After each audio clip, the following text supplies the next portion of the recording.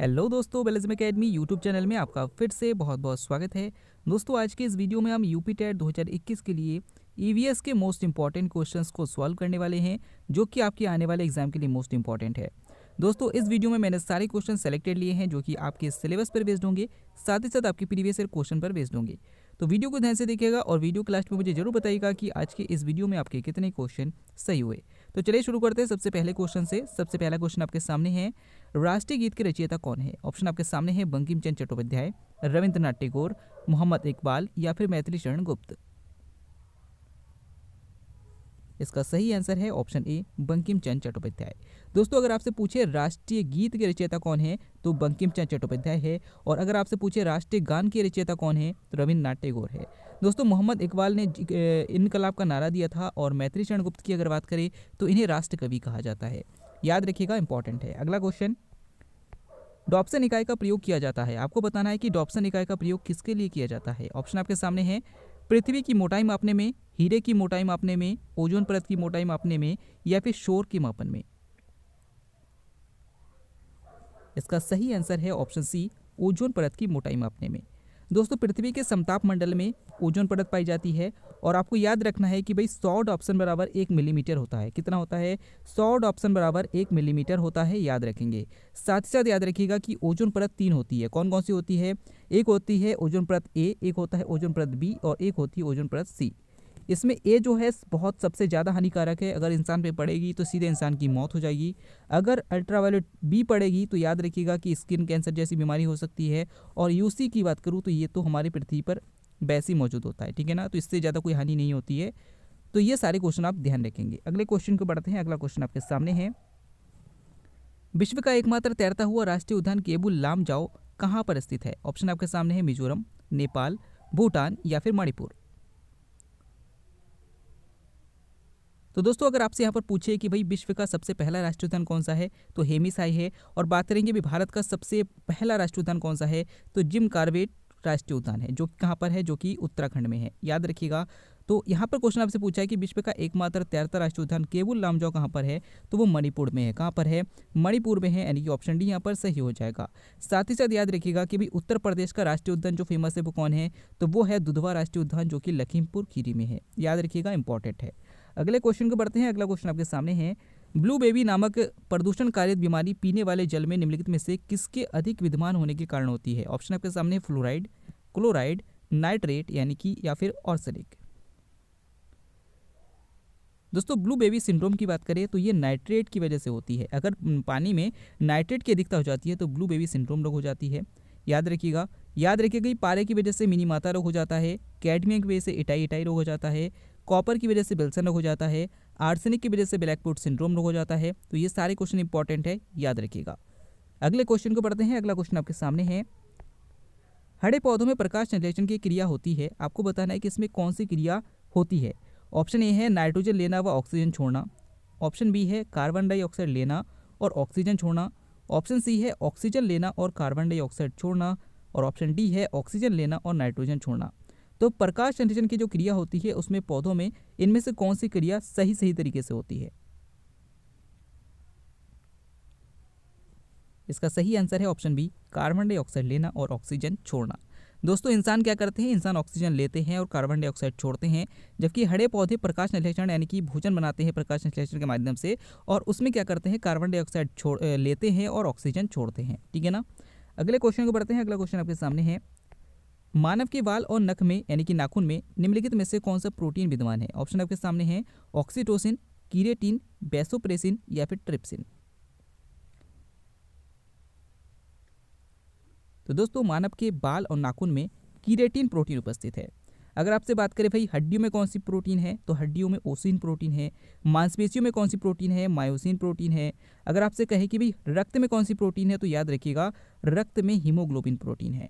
ये सारे क्वेश्चन आपसे पूछे जा सकते हैं। पिछले यूपी टेट एग्जाम में आपसे पूछा था कि भाई प्रोटीन क्या होते हैं, तो आपको बताना था अमीनो अम्ल के बहुलक होते हैं।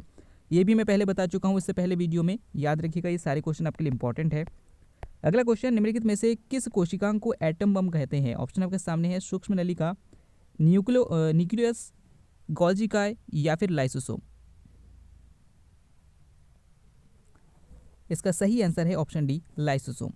दोस्तों लाइसोसोम का काम क्या होता है, चलो मैं आपको समझा देता हूँ। दोस्तों हमारे शरीर में जो कोशिकाएं होती है, क्या होती है कि अगर हमें कहीं चोट लग जाती है तो क्या होता है कि वो कोशिकाएं डैमेज हो जाती है, ठीक है ना। तो इन कोशिकाओं को, डैमेज जो कोशिकाएं हैं, इन कोशिकाओं को खत्म करने का काम कौन करता है, लाइसोसोम करता है। कौन करता है, लाइसोसोम करता है। जो भी ऑर्गेन्स है सेल्स में, उन सबको पचाने का काम एक तरीके से कौन करता है, लाइसोसोम करता है। और कभी कभी लाइसोम इनको पचाते पचाते खुद ही डैमेज हो जाता है, इसलिए इसे क्या कहते हैं, आत्महत्या की थैली। तो अगर आपसे क्वेश्चन पूछे कि भाई कोशिका की आत्महत्या की थैली किसे कहते हैं, तो वो भी लाइसोसोम को ही कहा जाता है। यहाँ पर आपसे पूछा है निम्न में से किस कोशिका को एटम बम कहते हैं, तो लाइसोसोम को कहते हैं, यानी कि ऑप्शन डी यहाँ पर सही हो जाएगा। अगला क्वेश्चन आपके सामने है, गंगा और ब्रह्मपुत्र की संयुक्त जलधारा किस नाम से जानी जाती है। ऑप्शन आपके सामने है पद्मा, जमुना, मेघना या फिर सांगपो। दोस्तों इससे पहले मैंने एक वीडियो में आपसे बताया था कि गंगा जो ब्रह्मपुत्र नदी है और गंगा नदी है, इसमें गंगा को बांग्लादेश में किस नाम से जाना जाता है। यहाँ क्वेश्चन घुमाकर पूछा है कि भाई गंगा और ब्रह्मपुत्र की संयुक्त जलधारा किस नाम से जानी जाती है। तो चलिए समझ लेते हैं इस क्वेश्चन को। दोस्तों सबसे पहले हम इंडिया का मैप देखेंगे। इंडिया का मैप देखेंगे तो आपको पता चलेगा, जैसे मान लीजिए कि ये इंडिया है, ये इंडिया, ठीक है ना, जैसे ही बना समझ लेते हैं। तो दोस्तों यहाँ पर अगर बात करें तो यहाँ पर याद रखिएगा कि यहाँ पर बांग्लादेश है, कहाँ पर बांग्लादेश है, ठीक है ना। और यहाँ पर अगर बात करें तो यहाँ पे ब्रह्मपुत्र जो है वो तिब्बत से निकल कर कहाँ आती है, इंडिया आती है, ठीक है ना। और यहाँ पर जो है गंगा निकलने के बाद यहाँ पर बांग्लादेश में प्रवेश करती है। यानी कि ये जो ब्रह्मपुत्र नदी है, ये जो ब्रह्मपुत्र नदी है और ये जो गंगा नदी है, संयुक्त रूप से बांग्लादेश में प्रवेश करने के बाद इसे क्या कहा जाता है, एक दूसरे के मिलने के बाद इन्हें संयुक्त रूप से हम मेघना कहते हैं। क्या कहते हैं, मेघना कहते हैं। इंपॉर्टेंट है, पूछा जा सकता है। यहाँ पर आपसे क्वेश्चन पूछा है क्या, यहाँ पर आपसे क्वेश्चन पूछा है कि भैया गंगा और ब्रह्मपुत्र की संयुक्त जलधारा किस नाम से जानी जाती है, तो सांगपो के नाम से नहीं बल्कि इसे मेघना के नाम से जाना जाता है, ठीक है ना। सांगपो के नाम से ब्रह्मपुत्र नदी को तिब्बत में जाना जाता है, याद रखिएगा। बांग्लादेश में गंगा को पद्मा के नाम से जाना जाता है, बांग्लादेश में ब्रह्मपुत्र को जमुना के नाम से जाना जाता है, और बांग्लादेश में दोनों को संयुक्त रूप से किस नाम से जाना जाता है, तो मेघना के नाम से जाना जाता है, ठीक है ना। अगला क्वेश्चन देखते हैं। अगला क्वेश्चन आपके सामने है, नंदा देवी चोटी है, आपको बताना है कि ये कहाँ पर है। ऑप्शन आपके सामने है, असम हिमालय भाग का, कुमायूं हिमालय का भाग, नेपाल हिमालय का भाग या फिर पंजाब हिमालय का भाग। इसका सही आंसर है ऑप्शन बी, कुमायूं हिमालय का भाग। अब कैसे है चलिए समझ लेते हैं। दोस्तों ये इंडिया है, जैसे मान लीजिए कि ये इंडिया है, ठीक है ना, ये इंडिया है, ठीक है, ये इंडिया है। तो याद रखिएगा कि यहाँ पर क्या है कि यहाँ पर लाइन से पर्वत है, ठीक है ना, हिमालय इस तरीके से है, ठीक है ना, इस तरीके से हिमालय है। और तो हिमालय की अगर बात करें तो हिमालय कई खंडों में विभाजित है, ठीक है ना, हम कई भागों में बांटते हैं। जैसे ये हिमालय है, जैसे कि ये हिमालय है, तो इसको हम बांटते कैसे हैं। सबसे पहली बात तो ऊपर की तरफ जो भाग है उसे हम कहते हैं पंजाब हिमालय, इतने भाग को हम कहते हैं कुमायूं हिमालय, इतने को कहते हैं हम नेपाल हिमालय, और इतने को कहते हैं हम असम हिमालय, ठीक है ना। चार प्रकार के हिमालयों में बांटा है, जिसमें पंजाब हिमालय की सबसे ऊंची चोटी कौन सी है, केटू गाढ़वी नास्टिन। कुमायूं हिमालय की सबसे ऊंची चोटी कौन सी है, नंदा देवी। नेपाल हिमालय की सबसे ऊंची चोटी कौन सी है, तो याद रखिएगा वो कौन सी है, तो वो है माउंट एवरेस्ट।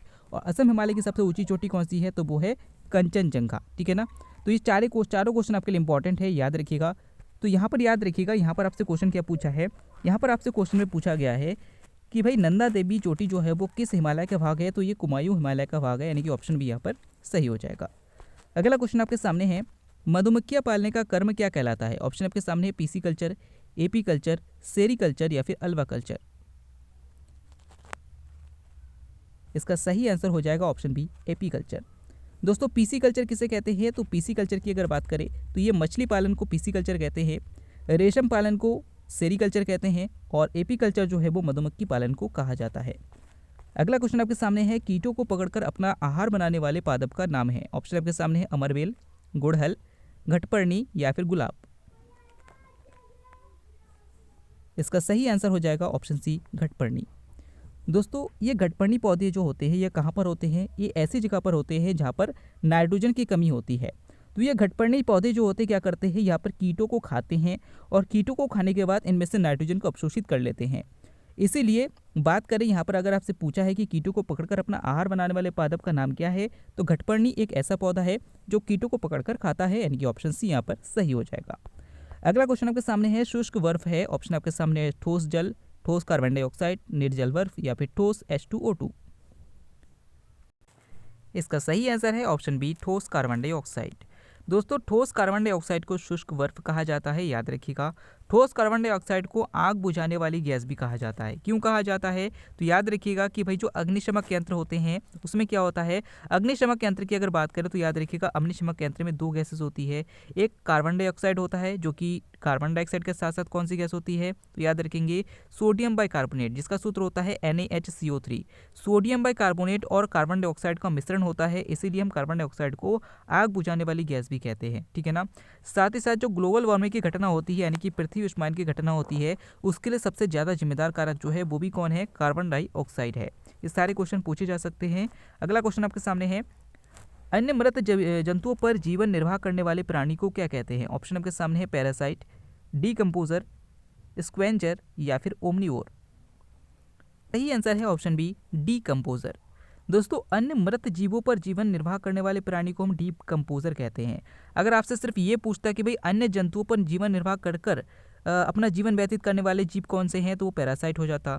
लेकिन आपसे पूछा भाई अन्य मृत जंतुओं पर जीवन निर्वाह करने वाले प्राणी को क्या कहते हैं, तो डीकम्पोजर कहते हैं। यानी कि इसे क्या कहते हैं, इसे हम अपघटक कहते हैं। क्या करते हैं कि जो मृत जीव है उनको, ये मृत जीव जो होते हैं वो जटिल कार्बनिक पदार्थ होते हैं और इन जटिल कार्बनिक पदार्थों को सरल कार्बनिक पदार्थों में चेंज करने का काम करते हैं। तो याद रखिएगा, इंपॉर्टेंट है। अगला क्वेश्चन आपके सामने है, मानव शरीर में पाचन का अधिकांश भाग किस अंग में संपन्न होता है? ऑप्शन आपके सामने है, पैनक्रियास, बड़ी आंत, छोटी आंत या फिर आमाशय। इसका सही आंसर है ऑप्शन सी, छोटी आंत। चलिए समझ लेते हैं। दोस्तों ये है एक इंसान, जैसे मान लीजिए एक इंसान है, ठीक है ना। सबसे पहले ये मुंह से खाना लेता है, उसके बाद ये कहाँ जाता है, आमाशय में पहुंचता है। आमाशय से पहुंचने के बाद ये आमाशय से कहाँ पहुंचता है, आमाशय से छोटी आंत में जाता है और छोटी आंत से फिर बड़ी आंत में आता है, ठीक है ना। उसके बाद बड़ी आंत में आता है। तो ये जो छोटी आंत है, छोटी आंत में सबसे ज़्यादा भोजन का अवशोषण होता है, सबसे ज़्यादा पाचन होता है और उसके बाद जो बची हुई चीज़ें हैं उसमें जो जल और खनिज लवण है उनको अवशोषित करने का काम कौन करता है, बड़ी आंतें करती है। तो यहाँ पर सिर्फ बड़ी आंत समझकर आप आंसर मत कीजिएगा कि बड़ी आंत आंसर होगा। याद रखिएगा क्वेश्चन इसीलिए पूछा जाता है कि छोटी आंत बड़ी आंत में लोग कंफ्यूज होते हैं, इसलिए क्वेश्चन बहुत पूछा जाता है। मानव शरीर में पाचन का सबसे अधिक जो संपन्न अंग होता है वो होता है ऑप्शन सी, छोटी आंत, ठीक है ना, याद रखिएगा। अगला क्वेश्चन आपके सामने है, निम्नलिखित में किससे कुनेन नामक दवा प्राप्त की जाती है? ऑप्शन आपके सामने है, मनी प्लांट, सिनकोना, यूकेलिप्टिस या फिर एकोनाइट। तो दोस्तों मलेरिया के रोग के लिए उपचार में प्रयोग की जाने वाली जो कुनेन दवा है वो सिनकोना से प्राप्त की जाती है। और मैंने आपको बताया था यूकेलिप्टिस के बारे में कल की वीडियो में कि भाई यूकेलिप्टिस को आतंकवादी वृक्ष के नाम से भी जाना जाता है। इस क्वेश्चन को भी याद रखिएगा, मोस्ट इंपॉर्टेंट है।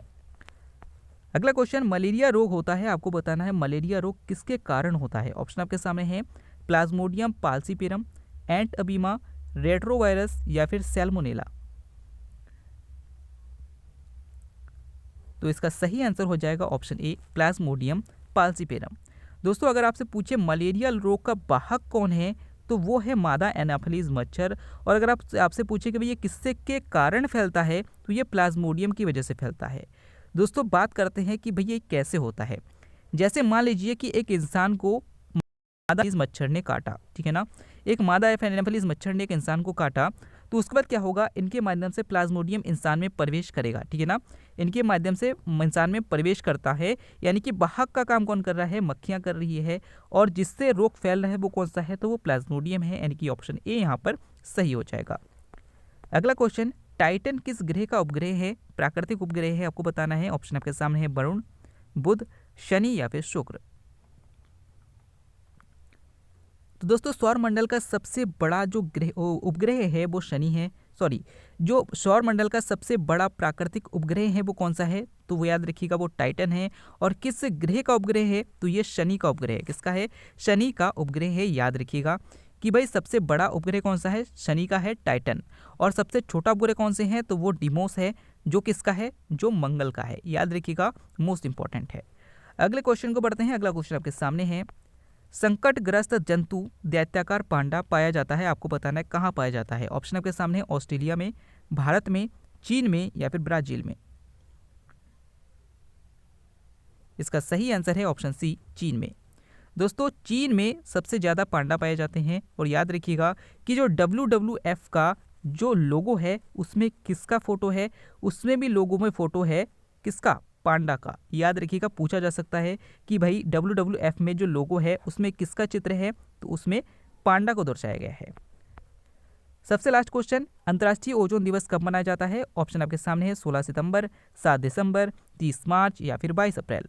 दोस्तों इस क्वेश्चन का आंसर आप हमें कमेंट के द्वारा देंगे। आपको वीडियो कैसा लगा, आपके कितने क्वेश्चन इस वीडियो में सही हुए, साथ ही साथ आप फीडबैक जरूर दीजिएगा। हम कल फिर से लौटेंगे एक बार फिर से नए इंटरेस्टिंग वीडियो लेकर। तब तक के लिए देखते रहिए, सीखते रहिए।